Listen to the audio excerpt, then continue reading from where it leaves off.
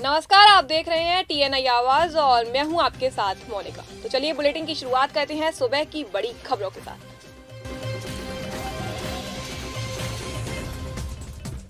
राष्ट्रपति रामनाथ कोविंद की अध्यक्षता में बुधवार यानी 26 जनवरी को आज 73वें गणतंत्र दिवस के मौके पर भारत की सैन्य शक्ति, सांस्कृतिक विविधता और विभिन्न अनूठी पहलों का प्रदर्शन किया जाएगा। इस वर्ष गणतंत्र दिवस का समारोह विशेष है क्योंकि भारत स्वतंत्रता के 75वें वर्ष में है, जिसे आजादी का अमृत महोत्सव के रूप में मनाया जा रहा है। इस अवसर पर रक्षा मंत्रालय ने राजपथ पर परेड के दौरान और 29 जनवरी को विजय चौक पर बीटिंग द रिट्रीट समारोह के दौरान कई नए कार्यक्रमों की शुरुआत करने का फैसला किया है।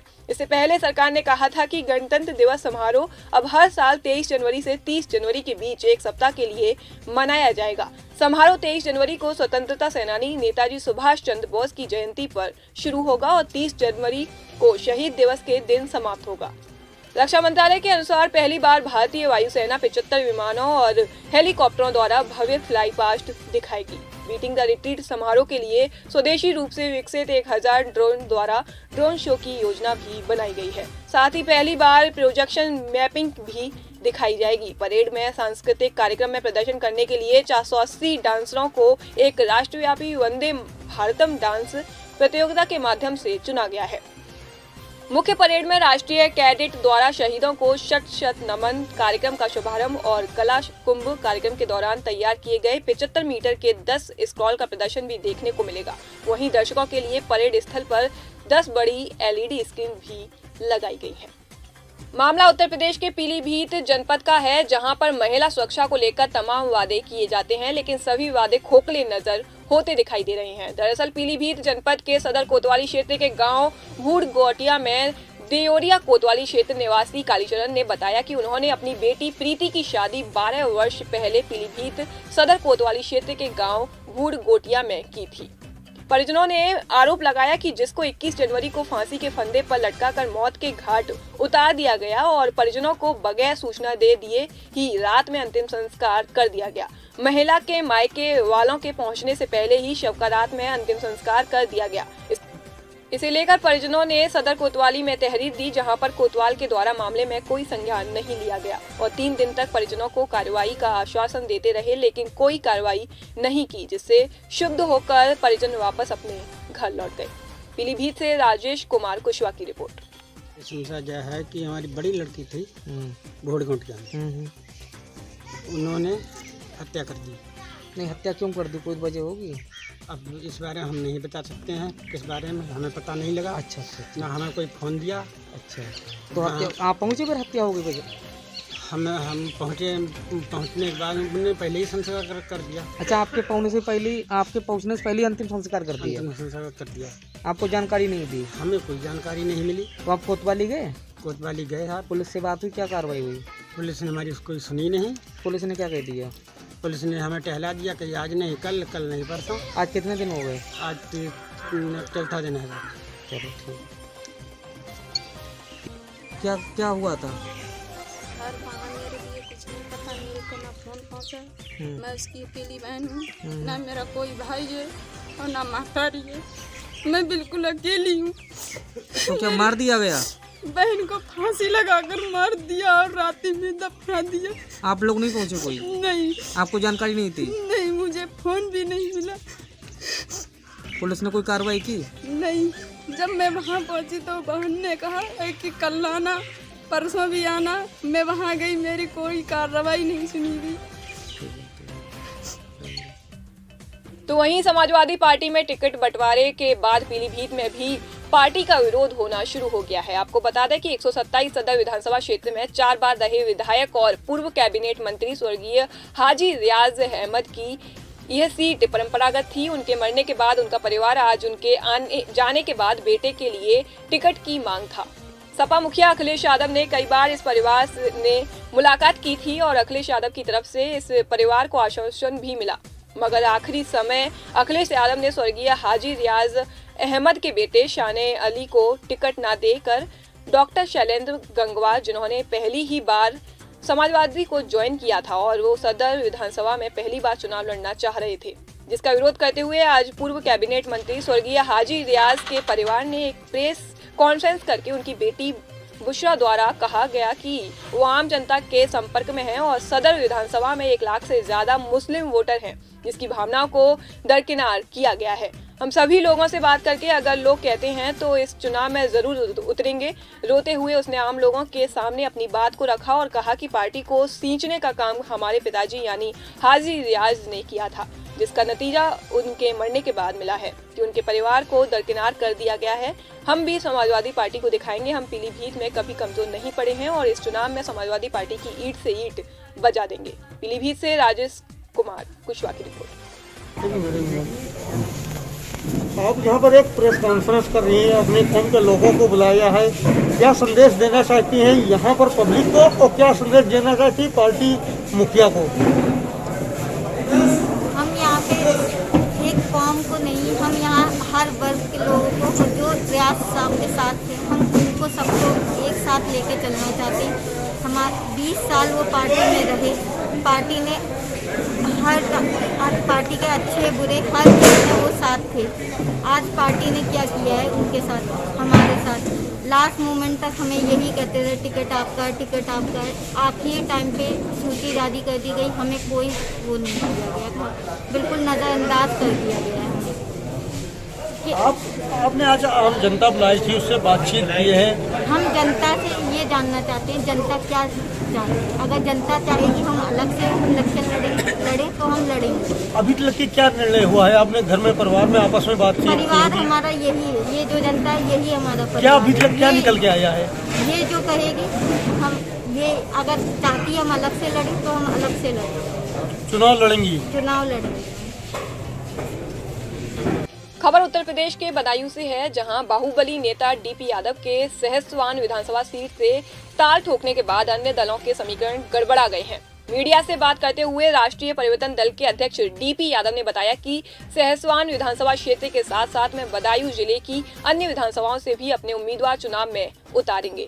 आपको बता दें कि विगत 8 नवंबर को प्रदेश के मुख्यमंत्री योगी आदित्यनाथ ने सहसवान में एक जनसभा को संबोधित किया था, जिसमें उन्होंने कहा था कि बदायूं जिले की 6 विधानसभा सीटों में से 2017 के विधानसभा चुनाव में हमारी पार्टी ने 5 सीटों पर जीत का परचम फहराया था। केवल सहसवान विधानसभा सीट ही हम नहीं जीत पाए थे। इस बार सीट को जीतकर जनपद की सभी 6 सीटों पर जीत का परचम फहराया जाएगा। बीजेपी ने सहसवान विधानसभा से एक नए उम्मीदवार डी.के. भारद्वाज को अपना प्रत्याशी बनाया है।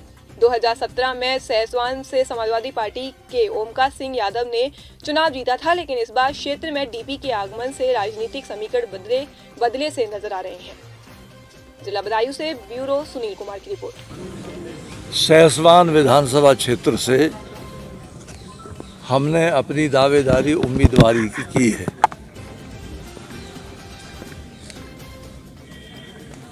आगे आने वाले दिनों में वक्त रहा, जैसे 1-2 रोज अभी बाकी है नॉमिनेशन में, बाकी रणनीति पे और राजनीति पे विचार जो हमारे मन में है उसको लेकर के कार्य किया जाएगा। किसी परिवार से कुछ और लोग भी चुनाव लड़ सकते हैं? जी हाँ, और लोगों की भी परिवार में से चुनाव लड़ने की पूरी संभावना है और दूसरी सीटों से भी चुनाव लड़ने का इरादा है। आपने 3 नॉमिनेशन सहसवान से आज कराए जी, हैं, तो 3 कराने के क्या कारण रहा है? आज उतना वक्त ही नहीं था और अभी तक ये सोच करके नॉमिनेशन कराने आए थे कि दूसरी जगह भी कराएंगे, लेकिन उतना वक्त बचा नहीं क्योंकि फार्म के अंदर चेक करने में और दरियाफ्त करने में इतना वक्त निकल गया। सहसवान से आपने मैडम बदायूं जिले में? देखिए, मेरा मन तो बदायूं जिले की सभी सीटों पर चुनाव लड़ने का है, लड़वाने का है।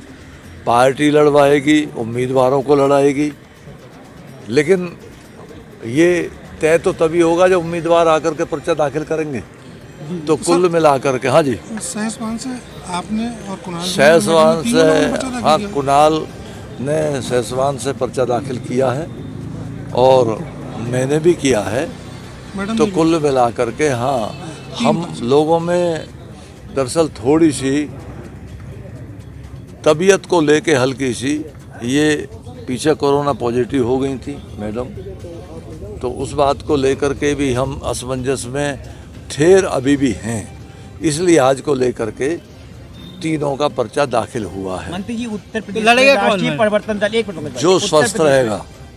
उत्तर प्रदेश में राष्ट्रीय परिवर्तन दल कितनी सीटों पर चुनाव लड़ेगा? किसी से कोई अलायंस की बात हुई है आपकी? देखिए, अभी ये बात भी भविष्य के गर्त में है कि हम कहीं किसी को समर्थन दे सकते हैं, किसी की उम्मीदवारी करा सकते हैं। इस बात को लेकर के भी अभी स्थिति बहुत क्लियर नहीं है, लेकिन इसमें कोई दो राय नहीं कि राष्ट्रीय परिवर्तन दल दूसरी जगहों पर भी अपनी उम्मीदवारी तय करेगा। सीट पे ऐसा नहीं होगा। सैसवान सीट पर तो हो चुका है। नहीं, सैसवान सीट पे तो ऐसा नहीं होगा कि आप नए उम्मीदवार और नहीं बदला जाएगा, इन्हीं उम्मीदवारों में से चुनाव। खबर राजस्थान के जयपुर से है। आरपीएन सिंह के भाजपा का दामन थामने और गुलाम नबी आजाद के अपने सोशल मीडिया हैंडल ट्विटर से कांग्रेस हटा लेने के बाद ये कहा जा रहा है कि गुलाम नबी आजाद भी नाराज है। मुख्यमंत्री अशोक गहलोत ने आज आरपीएन सिंह का नाम तो नहीं लिया, लेकिन ये कहा कि कांग्रेस एक समुद्र है जिसमें पहले भी लोग पार्टी छोड़कर गए थे, लेकिन बाद में उन्हें पार्टी में लौटना पड़ा। उन्होंने कहा कि मैं नाम नहीं लेना चाहता, लेकिन कई बड़े नेता पार्टी छोड़कर गए और वापस भी आए। गहलोत ने कहा कि कांग्रेस पार्टी देश की एकमात्र ऐसी पार्टी है जिसे देश के हर गांव में पहचाना जाता है। भाजपा सत्ता में तो है, लेकिन नॉर्थ ईस्ट या दक्षिण राज्यों में इन्हें कोई नहीं पूछता।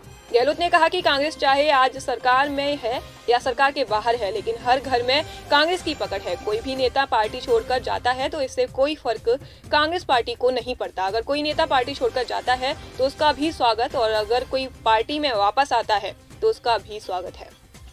तो वहीं जयपुर में गणतंत्र दिवस पर वर्षों से चली आ रही परंपरा बुधवार सुबह जयपुर के बड़ी चौपड़ पर एक बार फिर देखने को मिली। बड़ी चौपड़ पर आज सत्ता पक्ष की ओर से सीएम अशोक गहलोत ने झंडारोहण किया।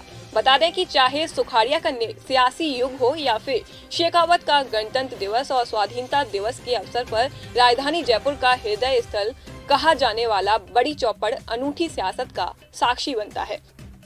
यहाँ सत्ताधारी और विपक्षी दल परंपरा अनुसार झंडारोहण करते हैं। करीब 60 सालों से ये परंपरा चली आ रही है। पहले झंडारोहण सत्ता पक्ष की ओर से होता है और ठीक उसके बाद विपक्षी दल के नेता राष्ट्रीय ध्वज फहराते हैं।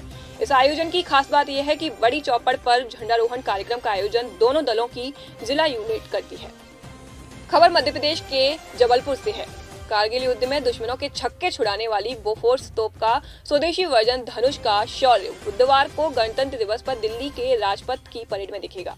सेना की सबसे शक्तिशाली और ऑटोमेटिक धनुष तोप की मारक क्षमता के आगे दुश्मन देश भी कांपते हैं। जबलपुर की GCF फैक्ट्री में निर्मित धनुष में कई विशेषताएं हैं। इसे 60 डिग्री तक राउंड अप कर सकते हैं।